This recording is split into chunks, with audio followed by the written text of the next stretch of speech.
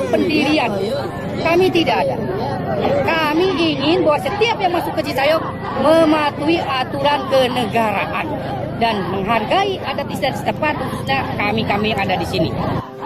Kami, Alindo Nama Pimpinan Pondok Pesantren Ormas Islam Tokoh Masyarakat Kecamatan Sayong, Kabupaten Tasikmalaya, dengan ini menyatakan sikap sebagai berikut: menentang segala akidah yang keluar dari tauhid Islamiyah dan Ahlus Sunnah wal Jamaah, menghimbau kepada kelompok-kelompok radikalisme, Salafi, Wahabi, dan Syiah yang mengaku jemaah Ahlus Sunnah wal Jamaah. Nah, teman-teman semuanya, jadi mereka itu tidak menyukai dakwah Salafi, yaitu karena memecah belah, dan yang kedua karena akidahnya bukan akidah Ahlus Sunnah, dan katanya Salafi ini adalah kelompok radikal.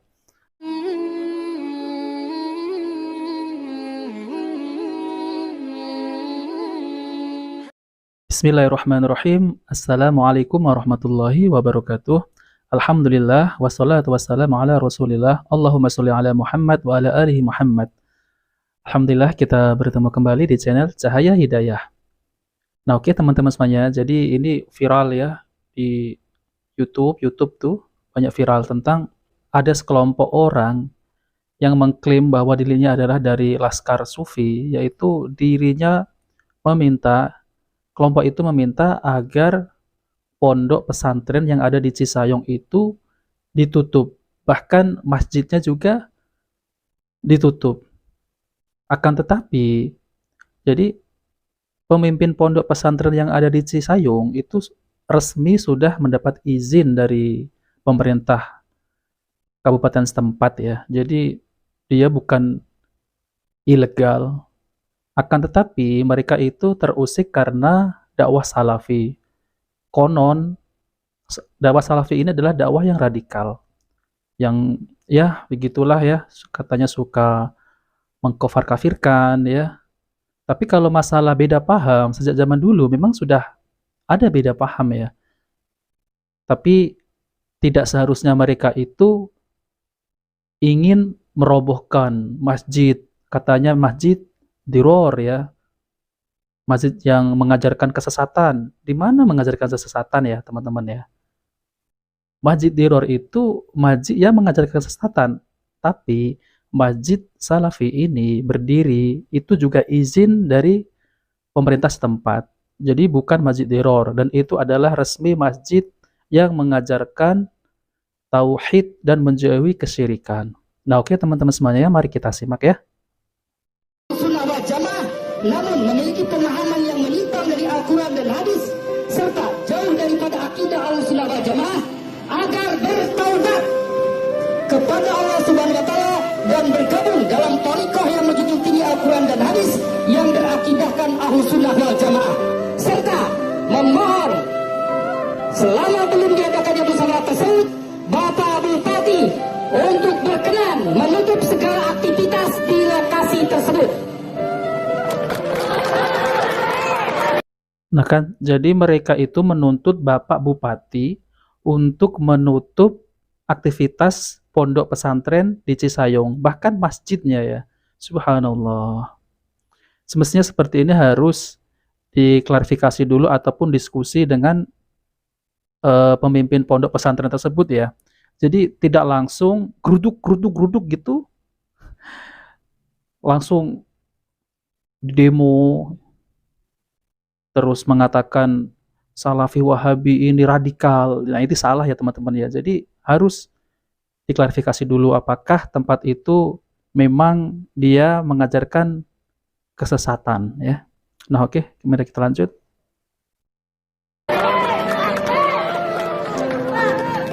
Menghimbau seluruh kaum muslimin dan muslimat Kecamatan Cisayong, Kabupaten Tasikmalaya untuk dapat bersatu dan menjauhkan diri dari prasangka buruk serta mengkafirkan saudara sendiri hanya karena permasalahan khilafiyah. Semestinya tidak ada ya dakwah Salafi itu mengkafirkan. Semestinya saya akui memang tuh rakyat Indonesia ini semestinya itu ramah ya, sopan dan tidak suka anarkis ya. Tapi entah ya, mungkin ini hanya segelintir orang ya teman-teman ya, yang terhasut oleh omongan seseorang.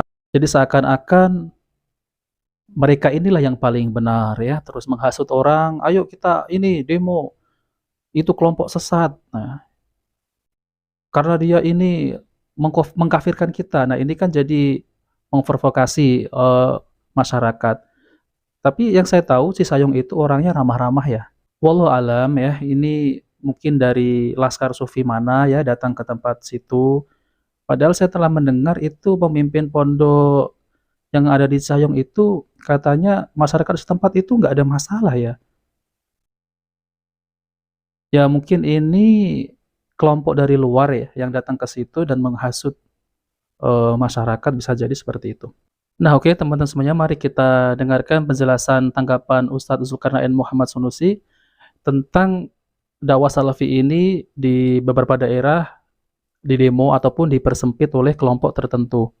Nah, oke teman-teman semuanya, mari kita simak, mari kita dengarkan bersama ya.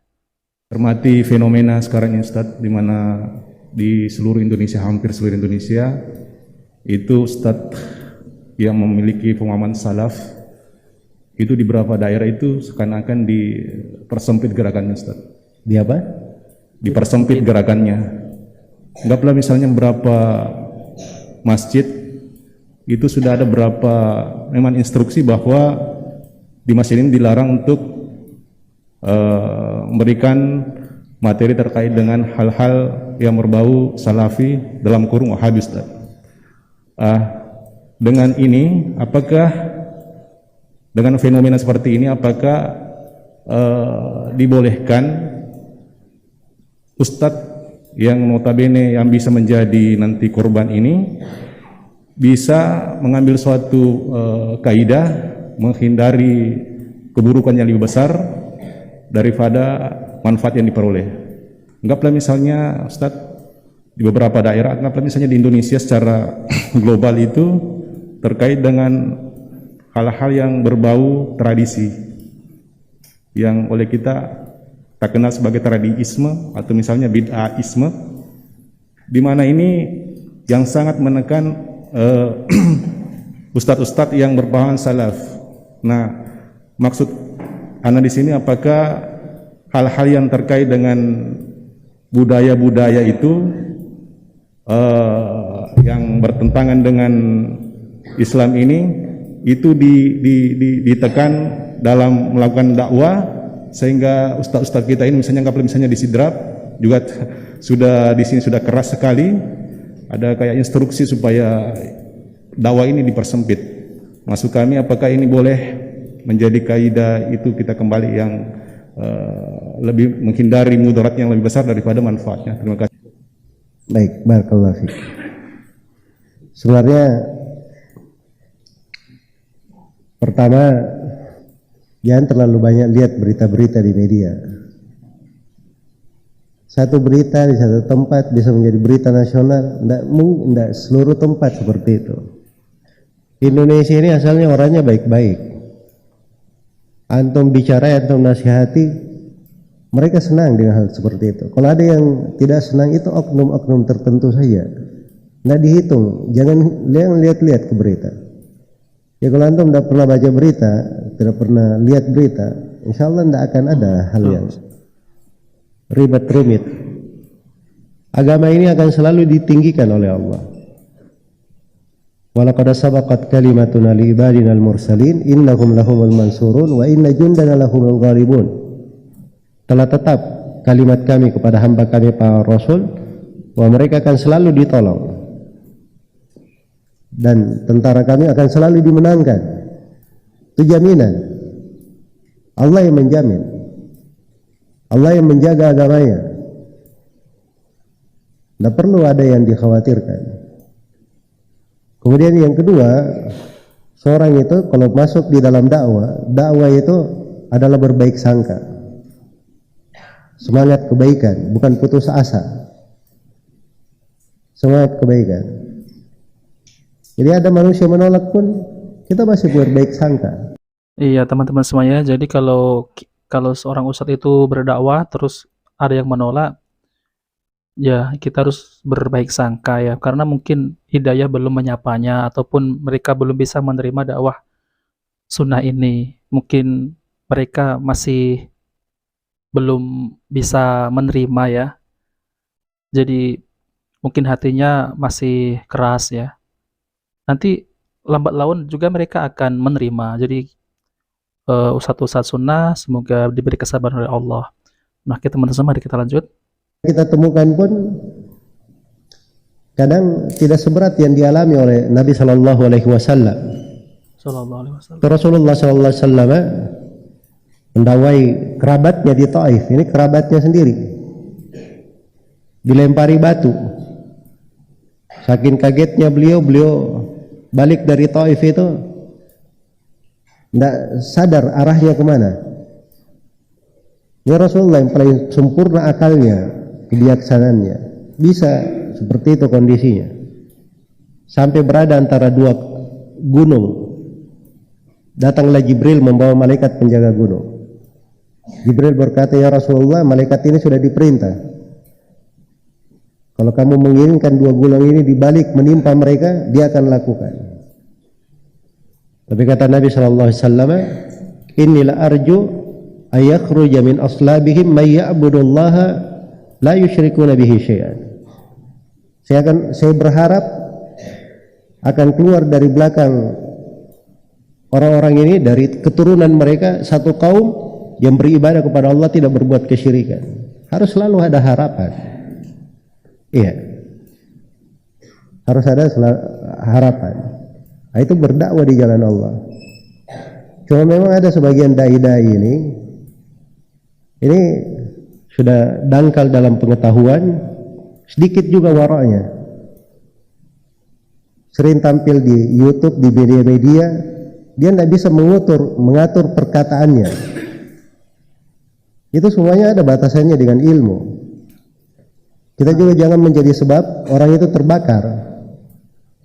Karena kesalahan kita akhirnya yang lainnya jadi kena. Tapi seorang harus pandai mengukur. Itu ukuran ilmu. Ilmu itu membimbing.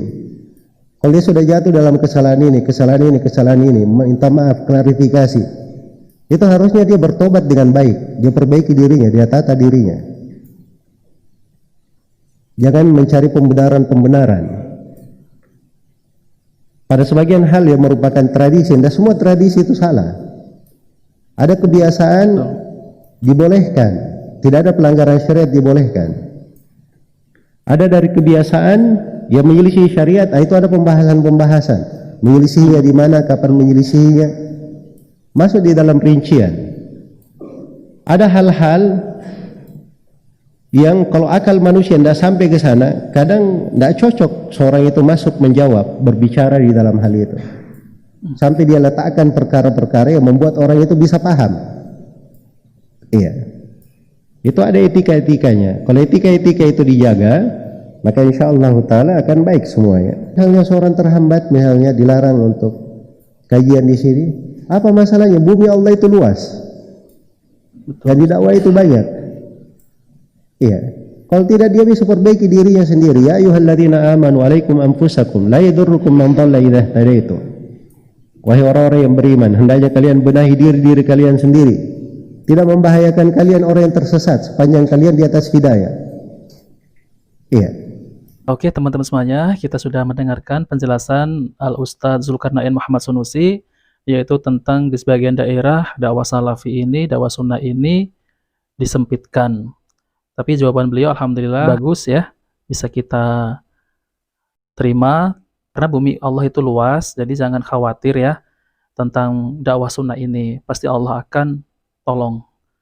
Jadi dakwah itu harus ada etika-etikanya ya, kalau itu etika-etikanya dijaga, insya Allah semua akan baik-baik saja.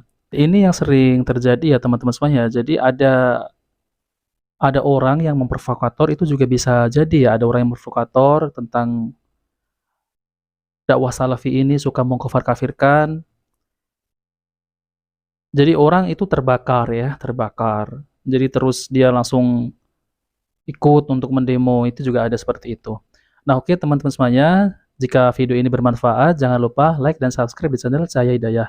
Saya undur diri, wassalamualaikum warahmatullahi wabarakatuh.